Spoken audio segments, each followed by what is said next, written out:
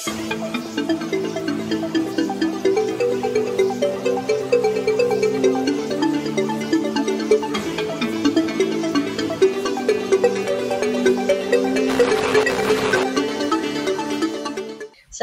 warahmatullahi wabarakatuh. Bertemu lagi kita dalam segmen Rasa Sayang K. Ini adalah merupakan episod baru Media Wanita Ikram. Dalam episod yang lepas, saya telah pun membincangkan bersama dengan tetamu kita tajuk tentang self-care.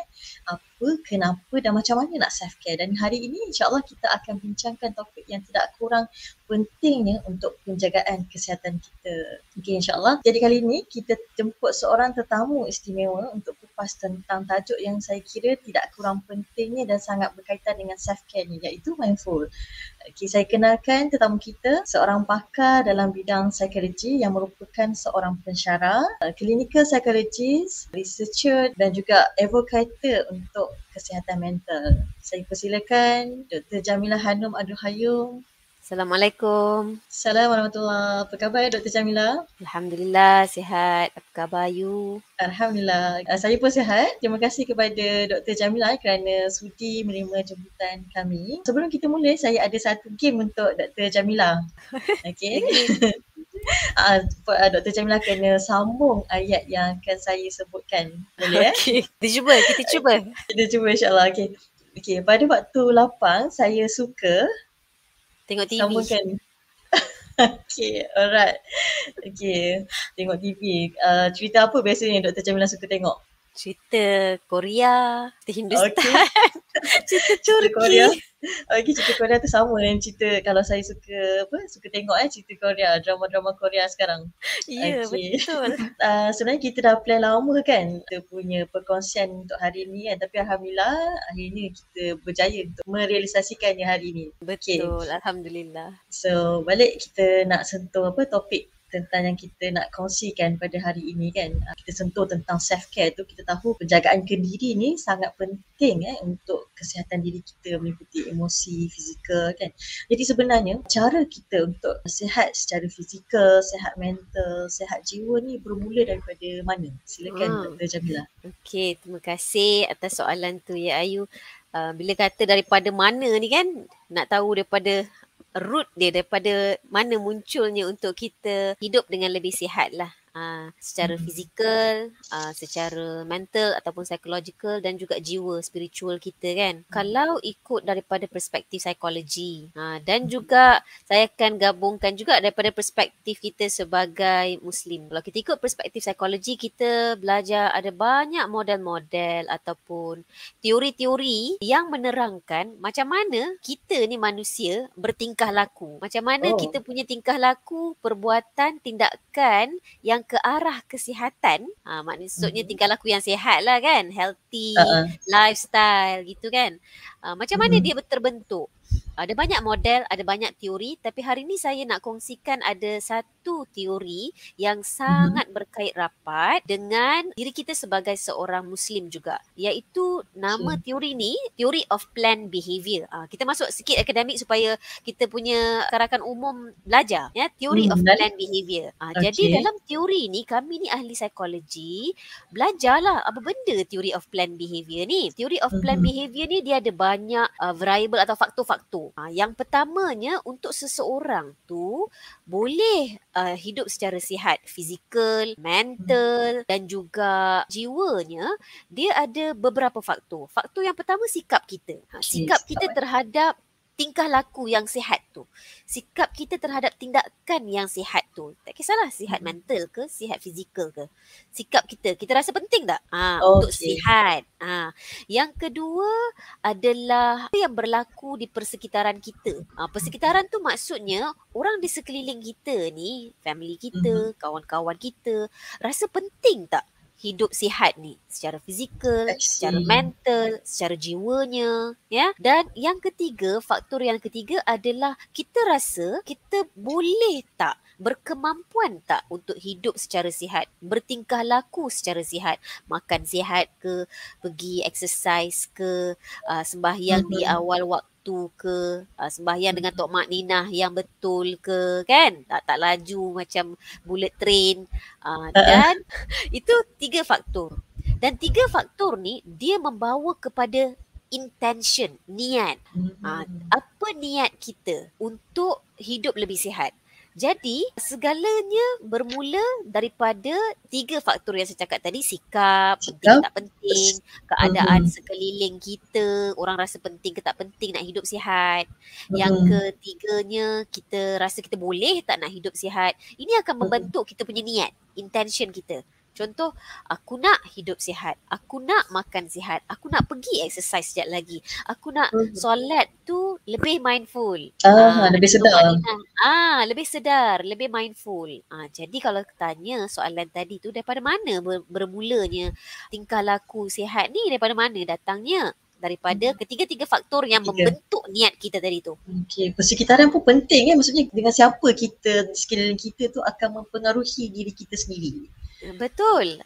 Persekitaran kita, environment kita, dengan siapa kita bersama, dia akan membentuk niat kita. Dan kalau kita boleh petik hadis sahih Bukhari dan Muslim, innamal a'malu binniyat wa innamal imri ma nawa. Maksudnya kita ni bergantung, niat kita punya tindakan, tingkah laku kita ni bergantung kepada niat kita, dan kita akan dapat apa yang kita niatkan. Betul. Okey. Jadi berdasarkan ketiga faktor tadi kan, jadinya dan Dr. Jamila ada sebut tentang mindful kan, mindful. Macam mana kita nak sedar secara praktikal tu dalam kehidupan kita tu bagaimana? Sebab kita tadi dah ada niat, tapi cukup ke dengan niat tu untuk membawa kita kepada kesedaran untuk kita jalani kehidupan yang sihat? Okey, dia yang penting tu memanglah niat dan juga faktor-faktor yang kita cakap tadi, sikap kita, persekitaran kita, dan juga rasa yakin diri kita boleh buat tadi tu kan. Dan macam mana pula kita nak improve kita punya sedar akal ataupun mindfulness, ya. Kataan sedar akal ni saya ambil saya belajar daripada Prof Hatta kita lah, ya. Dan macam mana kita nak aplikasikan mindfulness atau sedar akal ni dalam kehidupan harian kita. Saya cadangkan ada 2 benda. Yang pertama, kita belajarlah mindfulness tu apa, ya. Walaupun kita asyik sebut perkataan mindfulness, tapi kita perlu belajar mindfulness itu apa. Dan mindfulness ni pula dia ada banyak jalannya. Sebab mindfulness ni sangat berkait rapat dengan spirituality juga. Jadi ada yang mindfulness ke arah Buddhism, dan ada juga mindfulness yang ada integrasi elemen-elemen kerohanian Islam. Jadi kita perlu belajar mindfulness yang mana ni, yang kita jalan yang mana yang kita nak amalkan. So itu knowledge, ya. Jadi secara umumnya mindfulness tu sedar akal. Dan ada kalau kita belajar dengan setengah-setengah orang, dia ada kriteria-kriteria dia, ya. Dan ada maksud-maksud dia lah. Diorang ni scholars kan, researchers, dia ada dia punya definition masing-masing kan. Dan kalau saya imbas kembali perjalanan saya dalam belajar mengenai mindfulness ni, macam-macam guru lah saya dah belajar kan. Jadi saya simpulkan, kalau kita ikut belajar mindfulness yang konvensional, maksudnya apa yang ada dekat dalam research kan, orang-orang putih, westerners buat research, buat kajian dan promosikan, dia berbalik kepada ada 3 praktis utama. Ya, ini yang mindfulness konvensional, ya. Ada 3 praktis yang utama. Yang pertama, belajar untuk sedar kita punya posture. Posture kita duduk ni kan. Posture badan. Posture badan. Sedar tak? Notice tak macam mana kita duduk? Macam mana kedudukannya? Rasa tak tubuh badan kita ni ada dekat sini ke? Dah melayang-layang ke? Sedar diri, sedar akal yang posture kita macam mana. Lepas tu kita pula diajar, kalau kita belajar mindfulness lah, kita diajar macam mana nak sedar akal kita punya pernafasan. Alright. Kita bernafas. Kita punya pernafasan lah, breathe in, breathe out, breathe in, breathe out, ya. Itu kita diajar untuk fokus kepada sensasi pernafasan kita tu. Sebab kita punya fikiran ni kadang-kadang tak mindful, dia suka menerawang, pergi ke sejarah lampau ataupun pergi ke masa depan yang belum pasti. Jadi bila kita belajar mindfulness, dia nak bawa kita kepada here and now, pada masa kini. So salah satu praktis dia itulah sedar kepada sensasi tubuh badan, posture kita, breathing kita, breathe in dan breathe out, ya. Pernafasan, tarik nafas, hembus nafas. Dan yang ketiga, praktis yang biasa diamalkan adalah kita panggil mindful movement. Apa ni, sedar akal terhadap movement yang kita lakukan masa berjalan, masa kita macam ni, tangan kita macam ni, masa kita senyum, movement kita. Jadi itu menuntut kepada fokus, attention dan slow down of our behaviours. Kemudian barulah kita bawa sedar akal atau mindfulness tu kita praktis kepada cara makan kita, cara berkomunikasi kita. Itu adalah practical side skills yang paling mudah untuk kita belajar kalau ikut konvensional. Tapi kalau kita ikut daripada perspektif Islam, kita boleh belajar mindfulness kalau kita belajar apa itu muraqabah. Muraqabah. Jadi kalau kita tengok dalam buku-buku, kita belajar yang muraqabah, teknik muraqabah ni termasuklah musyahadah. Kita observe. Kita lihat, kita aware keadaan sekeliling. Tasawur, kita berimajinasi, imagination. Tafakkur, kita contemplate, kita ingat terhadap creation of Allah. Kita tadabbur, kita contemplate terhadap Allah punya attributes, nama. Kebesaran dia. Tafakkur lebih kepada kebesaran Allah lah. Tadabbur kepada Allah punya attributes lah, nama-nama Allah. Dan muhasabah. Muhasabah, self-assessment kita bermuhasabah.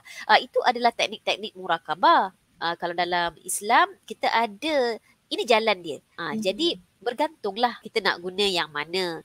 So, kita kena couplekan knowledge, kita belajar dan kita amalkan. Mindfulness tak boleh jadi kalau tak ada amalan. Kena amalkan. Dia kena praktis kan? Kena praktis dan dia akan terpamer, terlihat, terzahir. Orang itu belajar mindfulness dan amalkan mindfulness atau tidak. Okey. Tapi sebenarnya kalau saya rasalah kalau dia macam mencabar kita nak buat ataupun kita secara sedar kita rasa pernafasan kita. Sebab benda tu kita dah biasa buat kan, ataupun macam kadang-kadang bila kita buat kerja pun kan, kita multitask kan. Kejap buat ni, kejap buat tu, dalam tengah buat ni boleh fikir benda lain, tengah basuh pinggan boleh sambil tu memasak kan. Jadi kita susah sebenarnya kalau kita nak wujudkan mindful dalam kehidupan kita ni kan. Jadi apa cara lain yang maksudnya kita kena praktis kan, apa lagi yang kita boleh bantu untuk kita sedar kita punya keadaan diri kita tu. Okey. Betul, saya setuju. Takkanlah nak mindfulness 24 jam kan? Macam mana nak mindfulness dekat pernafasan, lepas tu dalam masa yang sama nak buat kerja kan? Macam kita sekarang lah, Ayu kan? Nak fokus pernafasan ke nak fokus bercakap ni kan? Jadi, dia bermula balik kepada niat tadi. Kita berniat untuk pada ketika ini, contohnya kita sekarang tengah live, kita tengah recording kan. Kita berniat untuk mindful dengan percakapan kita selama beberapa minit. Yang ini 20 minit ke 30 minit ke. Tetapi ciri-ciri kognitif atau otak yang sihat adalah dia akan menerawang. Dia akan pergi. Sekejap lagi dia teringat jiran aku ni nak betulkan rumah contohnya. Ataupun alamak nak makan apa ni tengah hari ni kan, tak fikir lagi ni. Jadi kita punya fikiran mungkin akan menerawang ke hadapan ataupun teringat, alamak semalam aku terlupa nak buat ini. Itu sihat, itu normal ya. Dan dengan praktis mindfulness yang berterusan, bila kita dah menerawang, kita dah tak mindful, kita dah tak ada di dalam keadaan here and now, sekarang, in the present, kita akan dapat ilham yang engkau dah menerawang ni Nom. Contohnya lah kalau saya cakap dengan diri saya akan dapat peringatan. Peringatan yang kau dah fikir benda lain. Kau dah tak mindful, tak fokus kepada apa yang kau berniat untuk fokuskan tadi. Jadi bila kita dah sedar yang kita tak fokus, lepas tu kita berniat balik, kita decide, sekarang aku nak fokus kembali untuk mindful dengan apa yang aku buat. Jadi tidaklah sentiasa kena fokus kepada posture, tidaklah sentiasa kena fokus kepada breathing. Biarlah dia breathing tu buat kerja dia kan. Kan.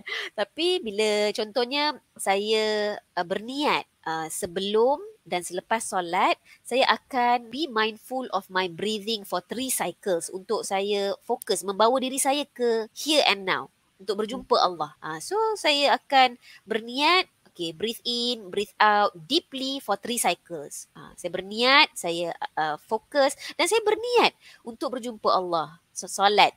Dan saya berniat untuk be mindful. Dan Dia training kan, struggle sambil ingat Allah, sambil baca. Samalah macam itulah kita buat. Kita sambil mindful, sambil buat kerja. Itu training seumur hidup lah. Masya Allah, menarik sebab dia kaitan balik kepada niat kita kan, hadis yang pertama tu. Maksudnya memang sangat penting untuk kita sentiasa ada niat untuk melakukan apa saja perkara kan, kita bawa kembali kepada Allah tu. Niat apa yang kita nak buat tu, kerja kita ke ataupun apa saja, kerja-kerja, kerja rumah kan dan sebagainya. Okay, kalau boleh kita nak tengok sikit kan, kenapa mindful ni dia penting. Kenapa kesedaran ni penting untuk kesihatan kita dari segi kita tadi kata apa, dia punya fizikal kita, daripada kita punya emosi kita, kenapa kesedaran tu penting. Kalau kita tak ada mindful tu, apa yang akan terjadi? Okey. Soalan yang sangat penting. Sepanjang saya lebih daripada 10 tahun saya dalam bidang kesihatan mental ni, saya perhatikan yang apabila kita ajar berkongsi teknik mindfulness dengan klien ataupun dengan student, ini merupakan teknik yang paling asas untuk kita bantu mereka maintain kesihatan mental. Kenapa sedar tu penting? Kenapa sedar tu penting? Sebab kalau tak sedar fikiran, kalau kita tak sedar emosi, kalau kita tak sedar tindakan, kita akan jadi orang yang boleh di luar kesedaran, luar kawalan tingkah laku. Luar kawalan, luar kesedaran tingkah laku. Dia jadi orang yang tidak sedar akal lah. Jadi orang yang tidak ada akal. Kalau apa ni, orang yang kita sebut sebagai orang yang gila, dia dah hilang akal. Itu lain cerita lah. Hilang akal terus. Itu neurologinya tu lain ya. Okey, tapi ini orang yang tidak sedar akal. Contoh, kalau dia tak sedar yang dia sedang rasakan emosi marah. Dia tak sedar aku tengah marah ni ya. Dan bila dia kata aku tengah marah, tu maksudnya dia notice yang dia sedang marah. Bila kita kata aku tengah marah, kita sebenarnya take a step back untuk bagi tahu diri kita yang aku aware aku tengah marah. Dan kita sedar, kita terima Ya, terima satu hal, sedar satu hal. Terima dia punya next step lah. Next step lah kan. So kita sedar yang okay, Anom, contohnya saya cakap dengan saya, Anom kau tengah marah sekarang ni. Okey. Kalau kata terima, kita katalah, ya engkau layak untuk marah sebab orang ni buat sesuatu yang tak elok pada engkau contohnya. Ya. So ada pause dekat situ. Sebelum kita bertindak untuk buat apa.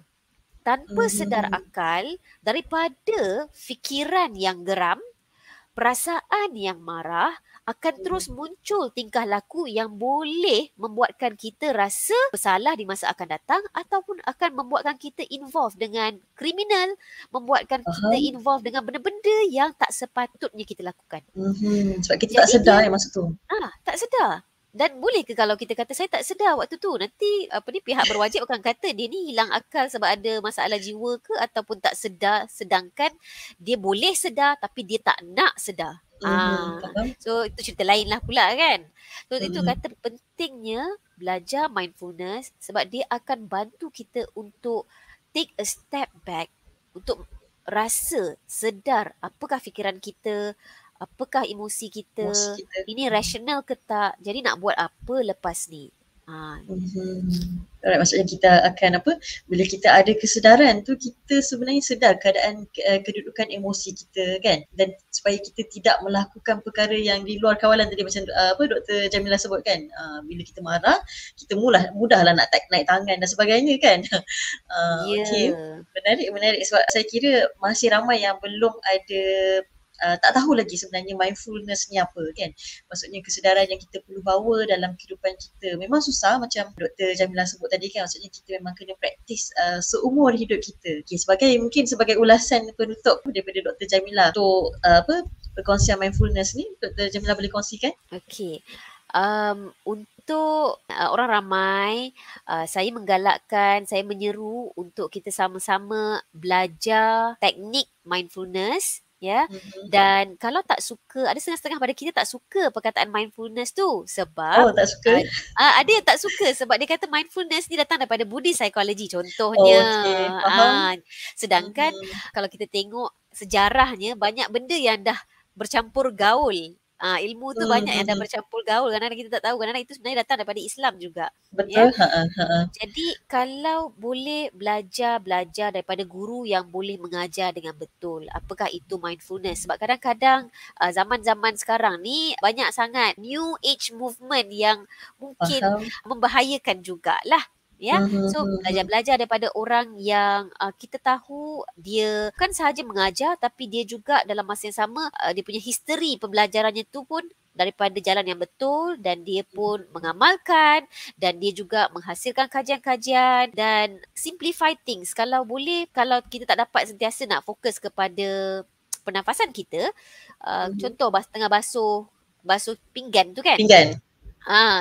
Kita be mindful of basuh pinggan tu. Dan kalau kita nak inject elemen zikir pun, be mindful of that zikir.